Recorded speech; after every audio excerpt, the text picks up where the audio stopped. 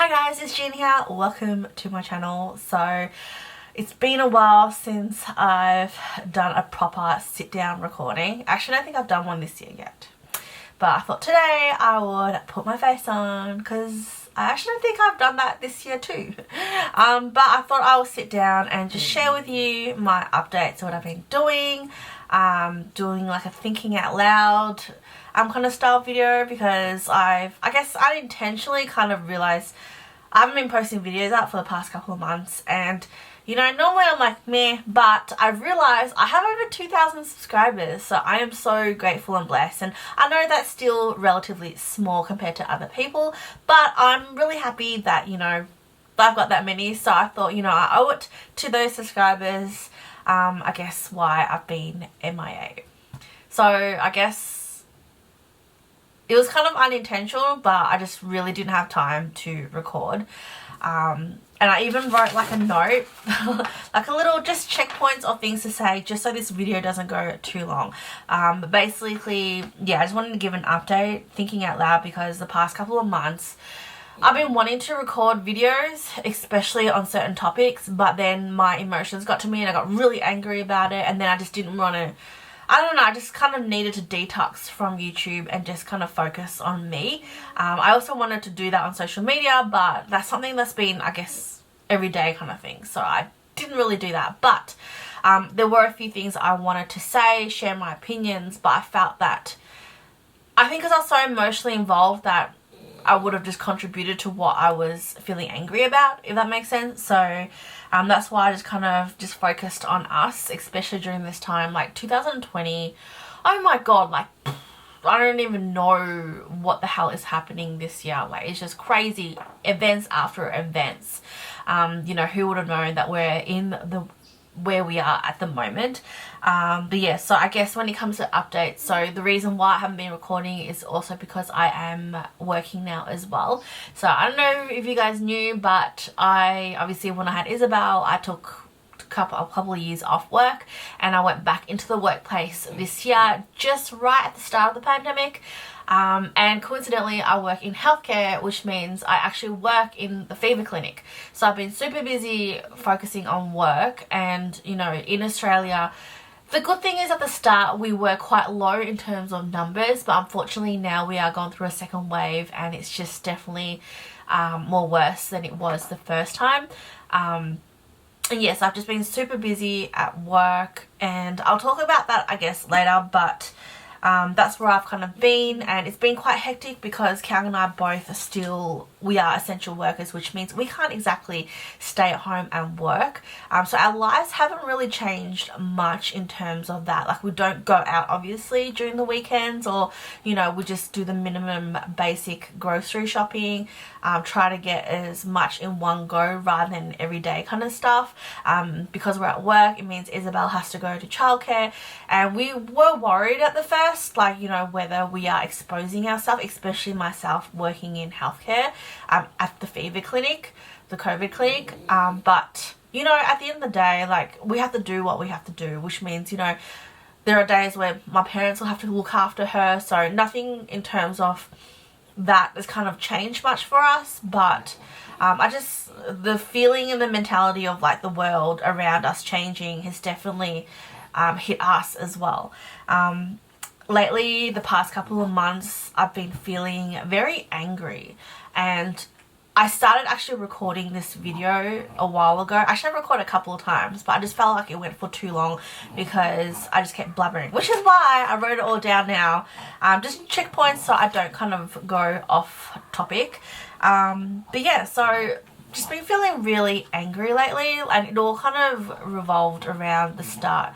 Kind of started when the Black Lives Matter issue arose. Like, I totally agree and totally support, and I think it's definitely wrong, but it was making me angry, and I wanted to actually put a video out to explain, but I felt like I couldn't do it in a way where it would express what I really felt. And what I felt was a lot of anger in terms of, you know, the issue itself, but I don't think people understand the complexity of Black Lives Matters and how that issue is not one dimension. There is a lot of different dimensional issues from that that one. It's like a balloon, like a umbrella, like this different kind of like triangle kind of thing, like different issues that arose. And when you see online, you know, people posting up like the black squares on Instagram, people commenting Black Lives Matters, like I think it's great that everyone is supporting, but there's a difference between supporting and also being a sheep and just following what people say but not following up with your actions. And that really got me angry. It made me angry that when people were posting up like Instagram post, that I don't understand, like I don't think a lot of people understand what they're doing, and it really annoys me. Like I'm not the one that really follows trends, because I just think, you know, and I always say this to my husband, is I think some people are just sheeps. They just follow the trends and follow whatever's popular, but they don't exactly think for themselves in why they're doing it, or whether, you know, I don't know, but I just feel like a lot of people may have been doing it in the wrong way, that they were just doing it for the sake of it, but your actions don't exactly show, like they contradict what you're actually doing.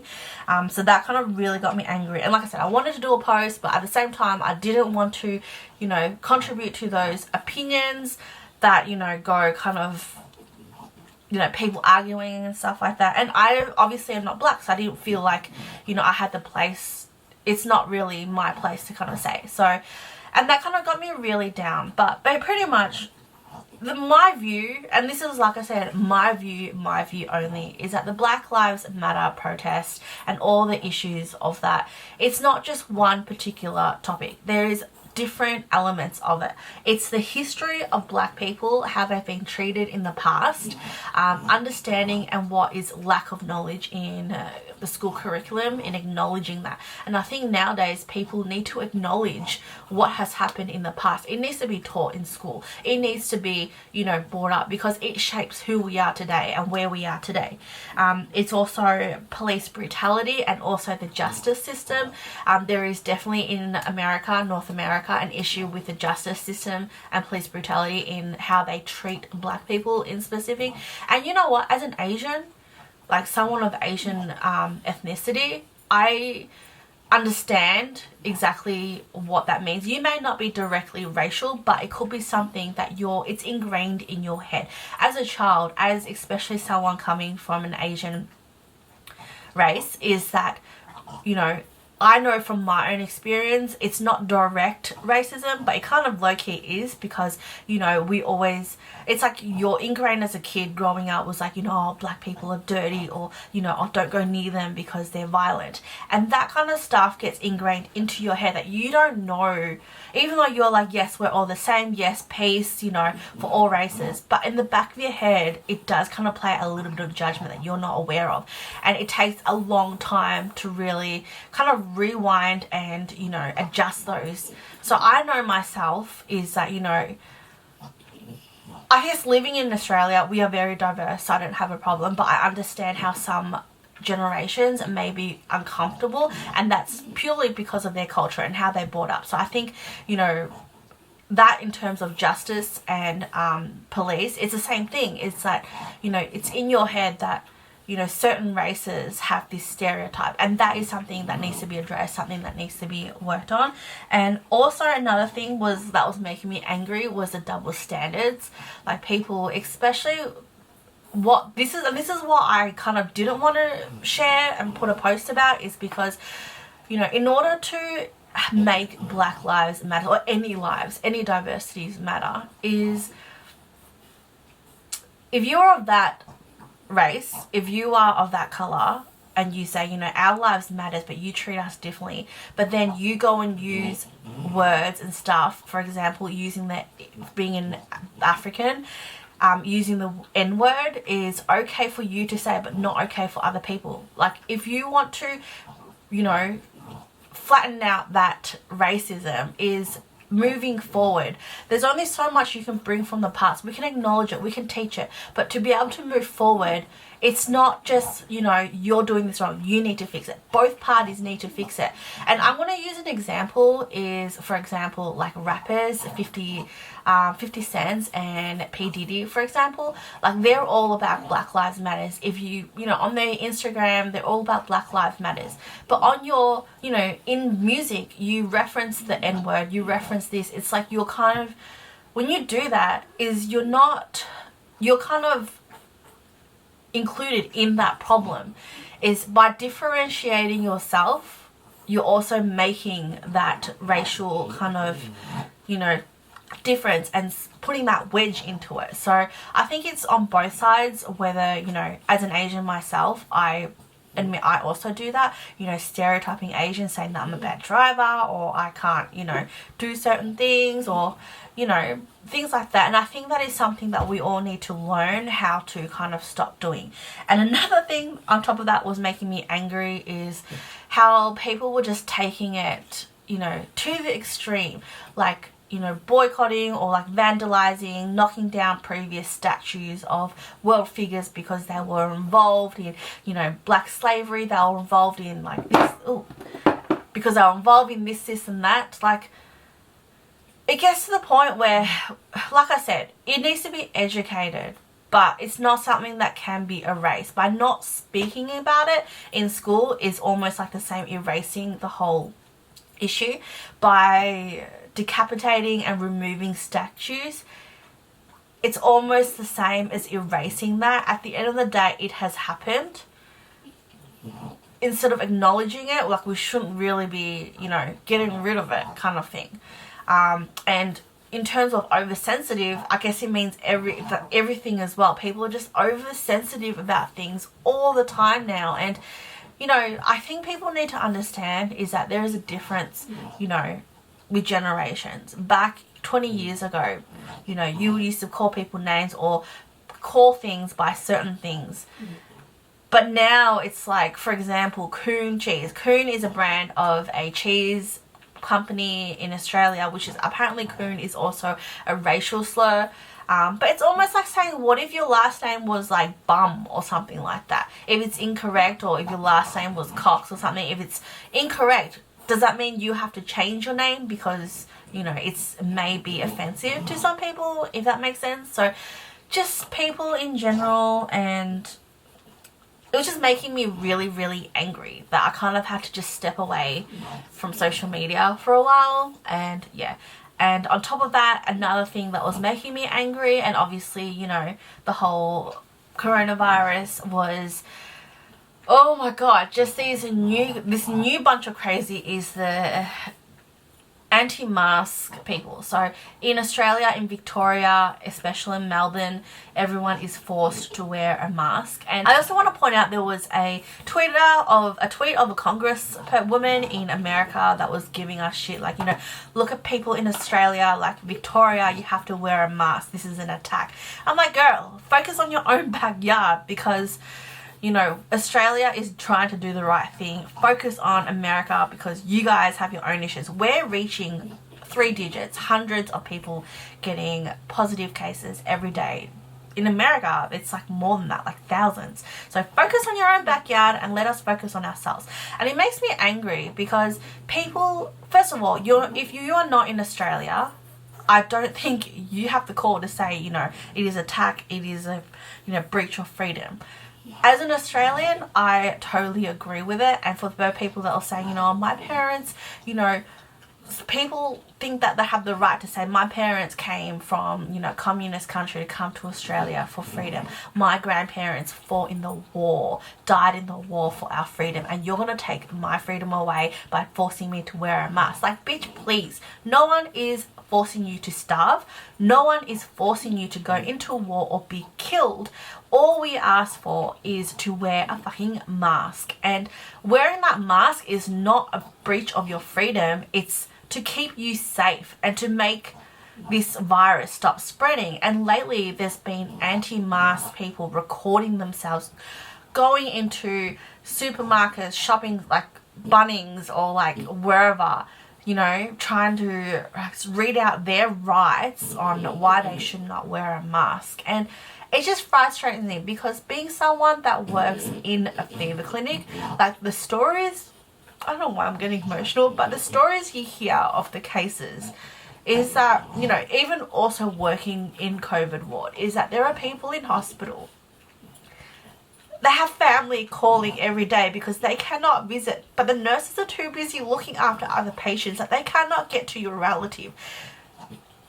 And to see that is really sad. And when you hear cases of like 6-year-olds, their whole family having positive cases, but they, you know, they feel bad, they want to isolate, but people are going off saying, well, they should be at home if they're positive, why they're going back to work and spreading, is that there is a difference in class on people. There are people, especially, you know, immigrants or people that do not have English as a first language. They don't have that security or pay where they can afford to just take time off and stay at home because, you know, they need to isolate. I understand. I mean, I don't agree, but I understand why people, you know, try sometimes breach that into going back to work, because if they don't work, they don't get paid to support a family. And then you have idiots that run around or like go, you know, go walks in different suburbs because they're bored of one suburb, or they go, you know, holidays and take their family even though they're positive, spreading the virus. Like, at this stage, Victoria especially is increasing the numbers of deaths, especially in elder people. And although our numbers are not as high as other countries, being a first-hand witness in families, you know, not being able to mourn their relatives properly because they have to be isolated from them and they can't visit them in hospital, funerals, you know, you can't attend funerals. Like, I just hope that those anti-masks people don't have family members that are positive and don't have to go through that, because it is heartbreaking to be able to not attend your relative's funeral. In some cases, miss out completely, not knowing, you know, if your family are okay because they're in intensive care themselves. And all these conspiracy people that say, you know, oh, all this, like, you know, it's just a hoax. It's just like, it's not a hoax.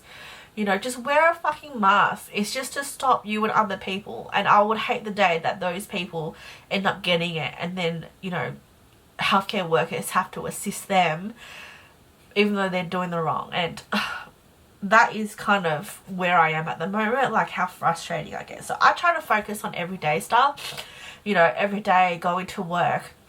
And I guess I feel it as my duty to be able to assist and fight this pandemic. But in order to fight it, it doesn't take two people. It doesn't take, you know, one special field of people. It takes everyone. If you can't do something, like if you can't be a healthcare, if you can't be a nurse and be there to save their lives, at least do your part. Keep your distance. Stay home when you can. You know, if you're sick, stay isolated. The good thing about Australia is there is support. I mean, it may not be the greatest, but there is still support, like financially, the government and Centrelink.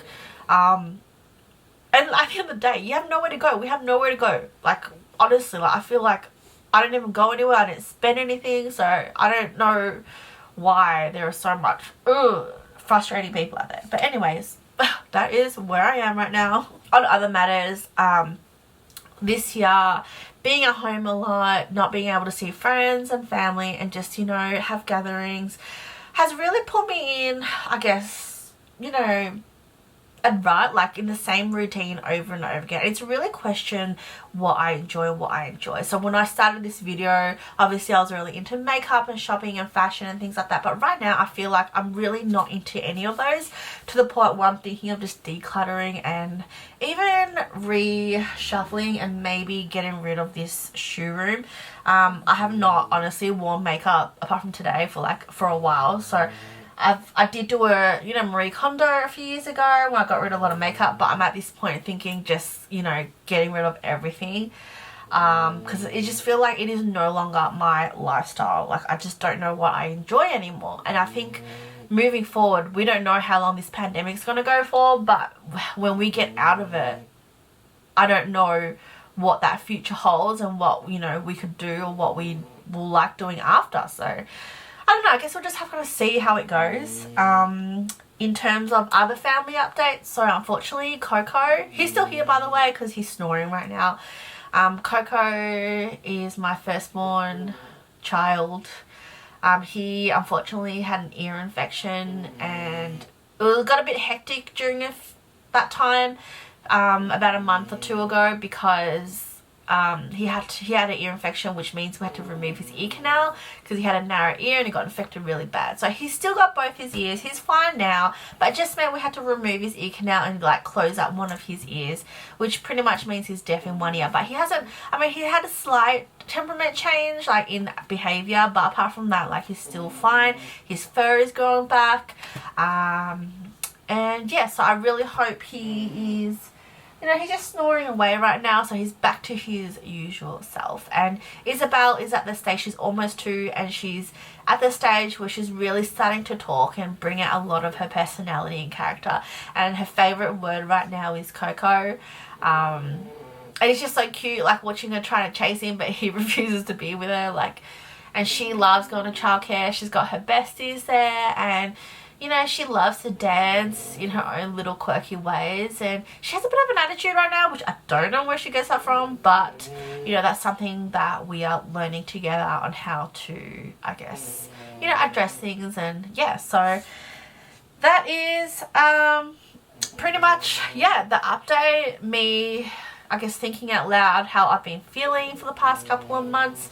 I guess moving forward in terms of this channel, I can't really say, I really don't have any directions, but I'm really blessed and grateful that I do have over 2,000 or so subscribers. So let me know what you want to see, what you know, what you enjoy, or just give me a holler to say, you know, hey girl, still here. But yeah, so I guess until next time, don't know what I'm going to post, but I guess we'll see. So thank you so much for watching, and until next time, peace.